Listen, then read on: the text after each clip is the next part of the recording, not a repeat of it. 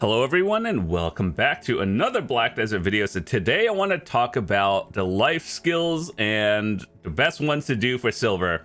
Now, whether you're a beginner or you're getting into the end game and you're wondering what should I do, let's talk about it. And I wanted to update this simply because over the past year, they've been improving all the life skills. Some of them got nerfed a little bit, but ultimately which ones you should do for both beginner all the way to end game for silver, and what I think is, easy to do.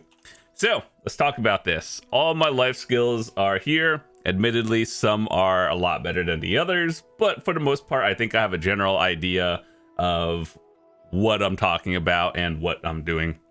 So I would use the tier list maker for all of these life skills, but apparently they don't have one. So if anyone wants to make it, I'm happy to re-update it. But anyway, with that said, we'll just go down the list. I'll talk about every life skill and, I guess how much silver you make varies. But in general, I think we'll have a good idea of what you could make with it.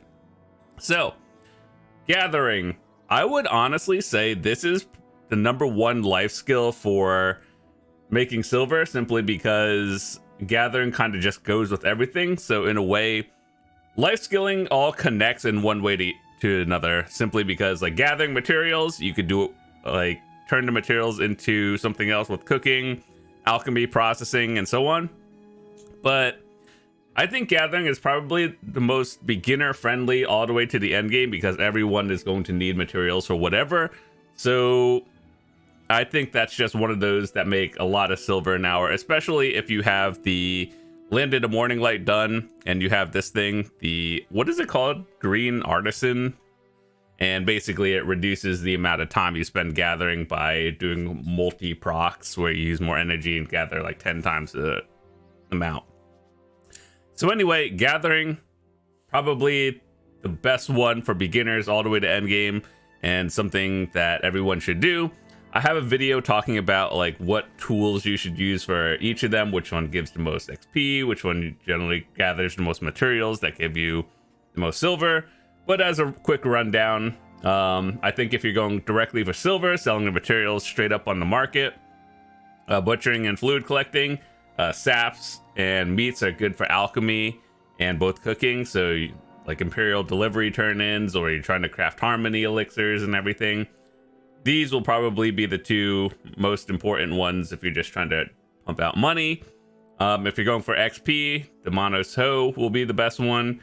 And the other three are more for like self-crafting things that you would use yourself. Not so much profit, but if you like making your own things, the other three are the ones you should pick. So I would put gathering in the S tier, because it's just a lot of silver and just very easy to get into, hard to master in a way. Next, we're talking about fishing. So if you were to ask me this question like 5 years ago, I would have told you fishing was bad. Now fishing is actually good. A lot of people just AFK fish these days, and it makes billions of silver overnight. Where you fish depends on what kind of setup you have, and I have a separate video I'll leave in the description of like best light stones and how to get started. But for the sake of time, fishing is probably one of the easiest things to do. You just set it to auto fish and go AFK, and you just wake up with hundreds of millions, if not billions, of silver every day. RNG is a factor, but either way, when you're not playing the game, I think the best AFK life skill would be fishing. And yeah, it's like the opposite of gathering. Gathering is good, but you have to actively play. Fishing is one of those AFK things that make a lot of silver. So also an S tier life skill. And I think everyone should, start it up, or at least make a second character that has all your fishing gear. And then when you're, grinding in a spot, and then you have your second character parked at wherever fishing spot you go, and then you're good to go. So yeah, when I first started this game, I was like, oh, I'm just going to do everything on one character. No big deal. Then over the years of playing, you're like, oh, this is why people have multiple alts and just keep characters at different spots. because your main character is probably busy doing something else. And yeah, it's good to have an alt character. So yeah, either way, fishing, very good life skill nowadays. They even improved it by adding, you know, like a fish index or like a library or whatever that has leaderboards on it of who can catch the biggest fish and everything. But anyway, very good one, especially if you're AFK. Hunting. I would consider hunting also an S tier life skill. If you know how to do it, it's very solid one to make silver. It's competitive with grinding if you're high up on the mastery. But I also think it's a bit unique because compared to all the other life skilling activities, this is one of those fun active ones, whereas like gathering is just mindlessly pushing buttons, but it makes a lot of silver. Hunting is, you know, actually different. And it takes some time to actually get invested into this one, simply because the investment requires you to have mastery and everything. So is it really beginner friendly? Not so much. But with that said, it does make a lot of silver once you get into it. So there's two types of hunting. There's sniper rifle and regular matchlock ones. The sniper rifle one basically is like a different mini game, whereas regular hunting is kind of like in between gathering and regular grinding. But the reason why that these are difficult and not beginner friendly is if you want to use the most efficient things, you want the master one, but it requires you know, certain life skill to get into. And so it also, if you were to look at this one, let me look at this one. Where was it? Yeah, so like you don't have all the best add-ons for it. So like the extra raw heart, which is the equivalent of like another thing, like your alchemy stone and whatever. So either way, this is not a beginner friendly one. It's kind of like gathering with extra steps, but I also think it's good. And these are also very solid. So either one, whichever one you enjoy doing, you're probably gonna have to invest into a monos clothes, probably at try or tet level first, and then the hunting bag, which will give you more. So back in the day before the hunting bag came out, we had to keep a certain mastery just to be able to use the matchlock and everything. But nowadays it's a little bit easier with the hunting bag. You can get away with not having tet. You could go with like duo, try, or something, and then you'll still be fine either one. But just to show you the two spots that you used to use, so down in Adraxia, the best place to do regular hunting is probably down here in Narcion. And for sniper rifle hunting, I wish they didn't put the two icons right next to each other, but right here for sniper rifle hunting, this is probably the best spot in general. So where would I put hunting? If you are min-maxing and you know exactly what you're doing, I would probably put this into the S tier of how much silver you can make. But for your average player, probably like a A to B rank, just because like you have to be proficient and not mess up to do this. So yeah, I think that's the thing. But overall, I think it's something worth trying in the end. And I think hunting is a unique one, so try it out. All right, so the next three are cooking, alchemy, and processing. Now, these are something you do with the materials you got from gathering, fishing, hunting, and you turn it into different materials. So as a basic guideline, let me just show you an example of how to make money off of it. Let's take these logs and timbers. Let's call these tier 1 materials, right? Because these are the ones you get from, you know, just normal gathering. You turn it into planks, and then let's call these tier 2, and then you turn them into plywood, which is tier 3. You could process the timbers into planks and plywoods and then sell it for more silver. That's just a basic understanding of it. But otherwise, you know, this works with a lot of other things.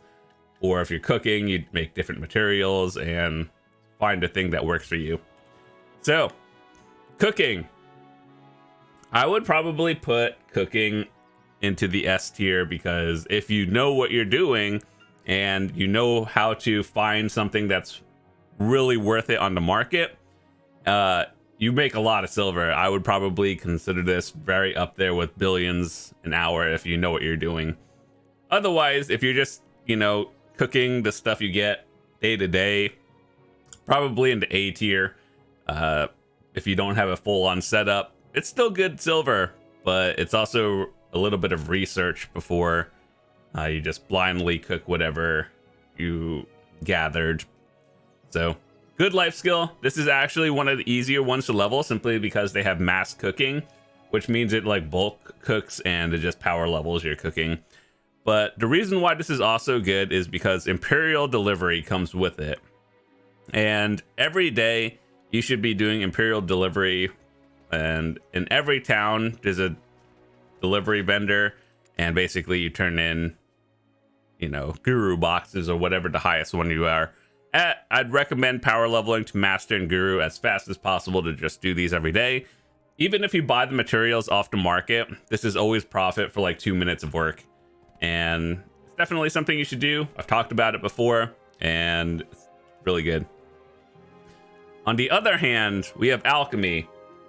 Alchemy is something I would probably put into the A or B tier, simply because, one, there's no mass processing, and two, the people who do Alchemy are the people who are crafting elixirs and potions for endgame. So, like, the most important things that are valuable and popular to sell, and sell, like, a lot on the regular, are Harmony elixirs. Everyone uses them to grind. Same with perfumes.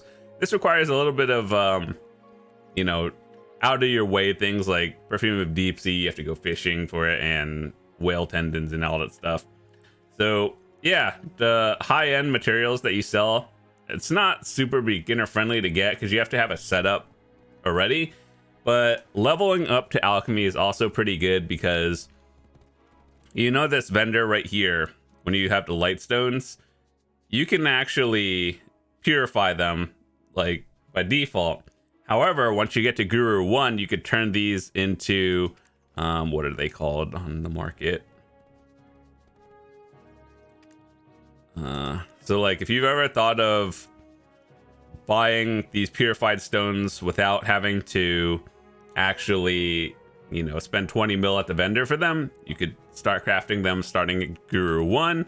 Is it worth it? That's a different question entirely. But if you're still going for all the crystals and everything, do I think it's worth it anymore? Not really. But if your server is sold out of strikes and everything, if you're playing on console, this is probably what you're going to have to do. So there's that. And Alchemy, I think it's good, but if you're starting out, it's not. So you're basically doing it when you're a beginner just to power level and level up the skill. But once you get into the guru ranks, it's pretty decent, because the higher level increases the amount produced as well. Same with cooking. All right, processing. Processing is something I would consider like a B or C tier life skill. It's low effort, but also at the same time, it's not something you could just do with nothing. So you have to kind of prepare for it by gathering, fishing, hunting, getting the raw materials that we talked about. You know how I talked about tier 1 to tier 3 materials. So yeah, you kind of have to have something, which you should have in general if you have your worker set up just going on as usual. You should have a bunch of processing materials, probably the easiest thing to do, but I would say this one is low effort, and the best things I would say if you're going to process for silver is probably various timbers and then ores. Those are probably what you have a lot of in general, just by workers going off, and yeah, just upgrade those and then either sell it or do something else with it, and then that's where the silver comes in. All right, so training. I would say training is now, it used to be really high up into the S tier, but then they nerfed it recently. So I'd probably put this into B or C tier of silver an hour. Now, it's not bad, but the thing is, it's not really fun to do either, but I guess fun is relative. So recently with training, they added the infinite rope and the infinite sugar. I talked about this in the video of how to get all of these. I guess it tells you in the tooltip, you just do a bit of questing and then get to master 1 for the rope. And then this one you have to have the Crocodile Sanctuary, which is all 3 tier 10s to get it. If you don't have it, is it a big deal? No, it's not. It's just, less convenient. But what they did was, so they buffed training in terms of you can now get higher level horses at tier 6, 7, and 8. And, you could just Imperial delivery them or whatever, Imperial whatever, and then get your materials from there. However, the nerf came in when they dropped the rate of tier 7s and 8s. So chances are if you do a lot of training, you're going to be finding a lot of tier 6s at random levels, and then you do that. So it was good, and then it's a little bit less good. Is it bad? No, it's still good, but not as good. So training, it's one of those things where it's kind of semi AFK. So you have to capture the horses, right? And then when you see in town the people who are like AFK, training the horses from point A to B, that's the semi AFK part of it. So it's not bad. It's just one of those things where if you're going to AFK for long periods of time, you're probably better off AFK fishing, but training is not a bad one either. Trading has been kind of dead for the past few years, simply because, one, they took out the main source of trading, and, originally it was supposed to be, you go to the trading vendor in every town, so like right, at least in Velia, you see this like icon with the wagon. They would sell unique materials to sell to another town, and the further they go, like let's say you buy something from Vital and you sell it in Velia, you're not going to make as much silver because it's based on distance. So if they ever introduce it again, the thing you would do is probably go from buy materials from Grana and then send it to Valencia or something. However, what they have done temporarily is they've introduced royal workshops. You remember this thing? Apparently a lot of people forgot this existed. Basically, you get the materials from here, and then you can trade them in for trading XP. You can also do crates in town. So, like, if you have one of those workshops set up, you could do that.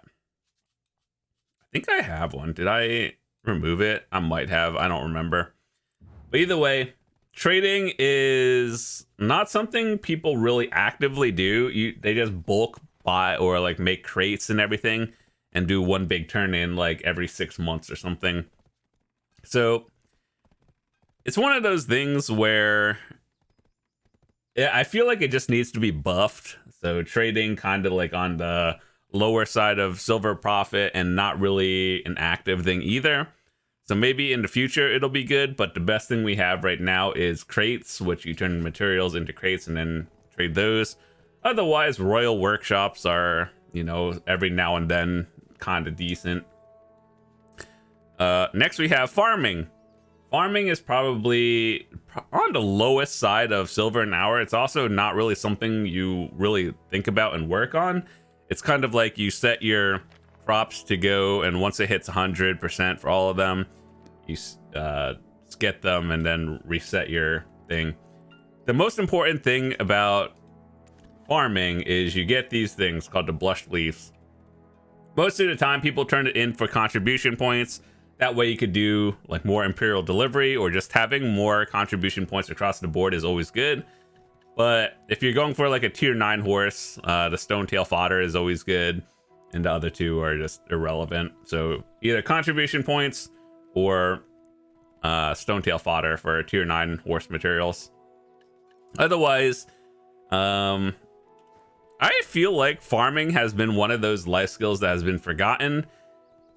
The reason why is there's really no reason to push this past Master 1. Like, what it says is the higher the level, energy consumption and speed increase for the harvest that is so irrelevant in 2025. What I would do is, if I were to change farming for the better, what would I do? Higher levels make your crops grow faster. It says it increases speed, but it really doesn't actually make it.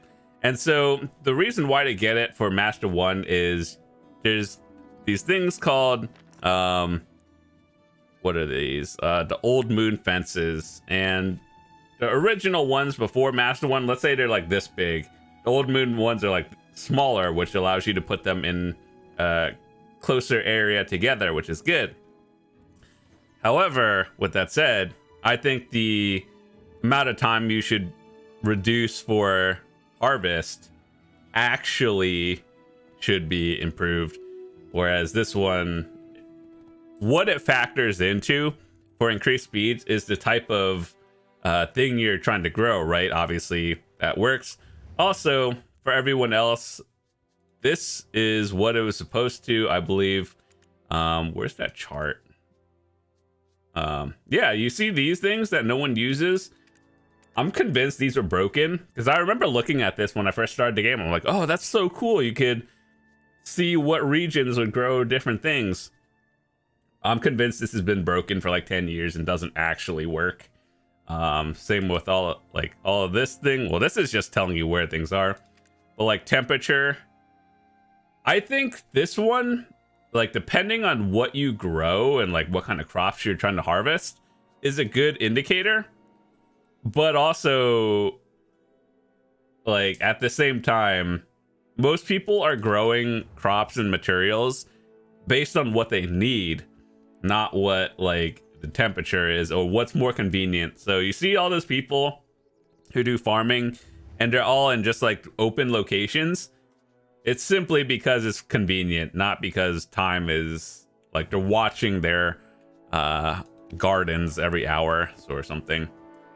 But anyway, one thing that I would improve is having the newer fences do more than just add more space, like maybe more slots available or, you know, chances of higher harvesting. And I think that would be good. So ultimately, farming is one of those things where you just kind of set them up to gather contribution points on the regular, but ultimately you're not really making too much silver out of it in general. So something that could be worked on. Sailing and bartering. These kind of go hand in hand because to barter in the ocean, you need a boat. To get boat levels, you need to do sailing. Sailing and bartering, I would probably put this in maybe the C tier. It's just average. Like, doing sailing and bartering is like playing a different game. So everyone likes to do certain things. If you're a grinder or PvPer, you do your thing. Sailing is like their own category of itself. So yeah, out in the ocean, all of these things are for bartering. It's kind of like trading, but in the ocean with a few extra steps. But also, it also makes a lot more silver than, you know, regular trading. So basically, here's how it works. You get your boat, right? Now you can buy your carrack. You can buy blue boat gear. That's amazing. Good for you. And then you have materials, right? All these things. You could categorize them by levels. So just to give you an idea, if you do bartering, they changed the UI a while ago. And basically, here's how it works. You have different tiers of all of this. So like, let's say white is level 1, orange is level 5. You bring your white tier materials up to a tier, up to orange grade or level 5, and then you either sell it for silver, like to the vendors, or you could use them to barter for crow coins, and then the crow coins basically turn into silver or materials that you could sell for silver. And then every day they have 2 of each. You have 150 total or like points for refresh, right? And you see these points over here. Use these 150 to pick whatever you want. So most people, if you were going for your carrack, you would do 2 of each, right? These give materials for boat upgrades and crafting, whereas trade items are for people who want to get different things in general. So if you spend barter refreshes, you can go for the coins, and then it changes the amount of materials. So it's like a different kind of game in general. And then if you're thinking about getting into sailing, it's kind of, you know how everyone else gets their gear, tries to get gear upgrades. Your goal as a sailor is to upgrade your boat and get all the best gear. It's kind of similar, but also different. So it's kind of like playing a different game, and it's just okay silver an hour, but I feel like if you're doing this, you have a different objective across the board. So ultimately, it's just okay. Admittedly, it's my weakest life skills, also because I just do other things. But as a recap for all the life skills, gathering, fishing, hunting, cooking, probably the top 4 things you should probably do. Alchemy processing is probably A to B tier. Training is B to C tier. And then everything like trading and farming on the lower end of everything, and sailing and bartering is probably C tier, just in general. But anyway, hope this helped you. Just gave you a quick intro to all the things, all the life skills, and what you should do. What I would do as a beginner, probably just gather and fish, get your materials, turn it into cooking, or like use those materials for cooking and or processing, and then, expand on that as you go on. But that's all I wanted to talk about. Thank you guys so much for watching. Hope you guys have a fantastic day, and I will see you tomorrow. Peace.